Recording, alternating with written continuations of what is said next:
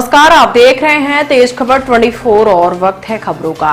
मध्य प्रदेश के नवगठित जिला मऊगंज के प्रथम कलेक्टर के रूप में पदस्थ हुए कलेक्टर अजय श्रीवास्तव द्वारा मऊगंज पहुंचने के बाद जिस तरह से कार्य किया जा रहा है वह जन चर्चा का विषय बना हुआ है। वह चाहे गरीब छात्रा को मोबाइल देने का मामला रहा हो या बीमार व्यक्ति को मदद कर भोपाल पहुंचाने का या फिर सीधे जनता से रूबरू होते हुए उनकी समस्या के निवारण का, उनकी यह शैली मऊगंज क्षेत्र के लिए एक नजीर बनती जा रही है।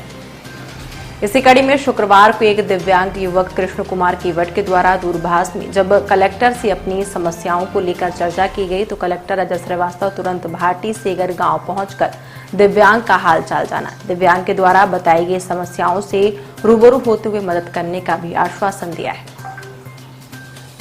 कलेक्टर अजय श्रीवास्तव का यह नवाचार जनचर्चा का विषय बना हुआ है। वहीं कलेक्टर के प्रति जनता का विश्वास बढ़ता जा रहा है। आइए बात करते हैं कलेक्टर मऊगंज अजय श्रीवास्तव से, उन्होंने क्या कुछ कहा है। कृष्ण कुमार कल मेरे पास उन्होंने मुझे बताया कि उन्होंने बाइक की है जो कि आए हैं कृष्ण कुमार केवट जी से, उनके दोनों हाथ नहीं, तो इससे मुझे जानकारी मिली। तो मैं कल ही आने वाला था बट कल लेट हो गए थे, तो मैं सुबह सुबह यहाँ आया हूँ। कृष्ण कुमार केवट जी यहाँ रहते हैं, भाटी सेगर गाँव में अपने परिवार के साथ रहते हैं और इनके दोनों हाथ नहीं हैं, बचपन से ही नहीं है। मैंने डॉक्टर से पूछा था, कल ही फ़ोन करके पूछा था क्या हम इनको हाथ लगवा सकते हैं, आर्टिफिशियल लिम्स लगवा सकते हैं। उन्होंने कहा क्योंकि बचपन से हाथ नहीं है इसलिए इस बात की संभावना तो लगभग शून्य है कि हाथ लग पाएँ, लगेंगे भी तो वो उपयोगी नहीं रहेंगे, उनका उपयोग नहीं कर पाएंगे। तो मैं आज इनके घर आया हूँ, उनके परिवार से मिला हूँ और ये बहुत ही प्रतिभाशाली व्यक्ति हैं। 82% इन्होंने हायर सेकेंडरी में पाए हैं और अभी BA पास कर लिया है और आगे इन्होंने अपनी इच्छा व्यक्त की थी कि मैं IAS बनना चाहता हूँ।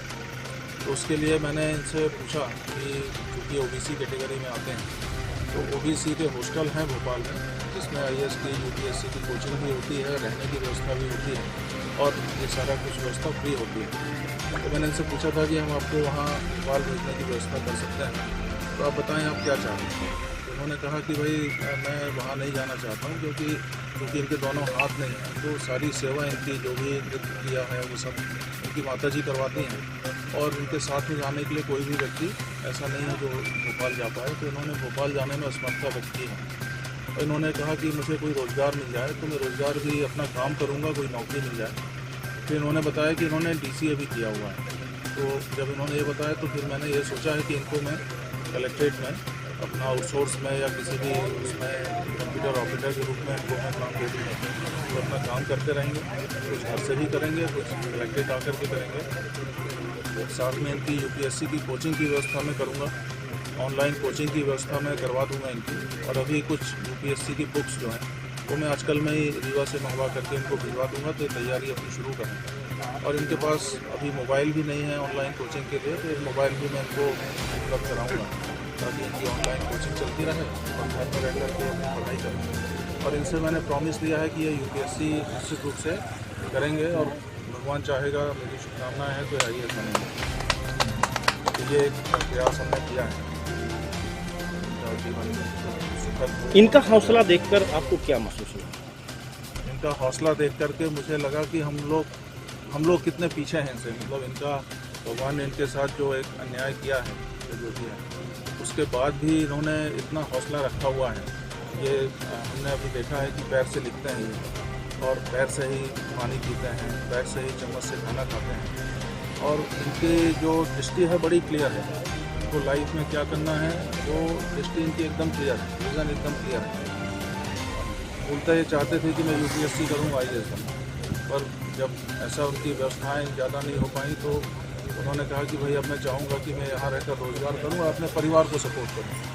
ये कितना बड़ा इतनी बड़ी सोच है कि इन पर गर्व होता है, हम सबको इन पर गर्व है। Thank you.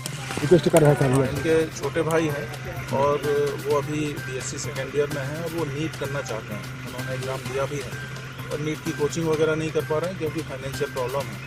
तो मैं कोशिश करूंगा कि भोपाल में जो OBC के हॉस्टल हैं मैं बात करूंगा, जो आयुक्त हैं हमारे OBC के, उनसे मैं रिक्वेस्ट करूंगा कि यदि वहाँ नीट की सुविधा हो कोचिंग के लिए तो हम भेजेंगे प्लस इनका जो परिवार है उनके लिए भी हम कोशिश करेंगे कि आजीविका के समूह में शामिल करके इनकी माता जी को, और कोई लोन वगैरह यदि लेना चाहें, कोई व्यवसाय करना चाहें उनके माता पिता, तो वो भी हम उपलब्ध कराएंगे। कोशिश करेंगे कि परिवार पूरा बहुत आगे बढ़े और एक पूरे भारत के सामने एक एग्जाम्पल बन के उभरे।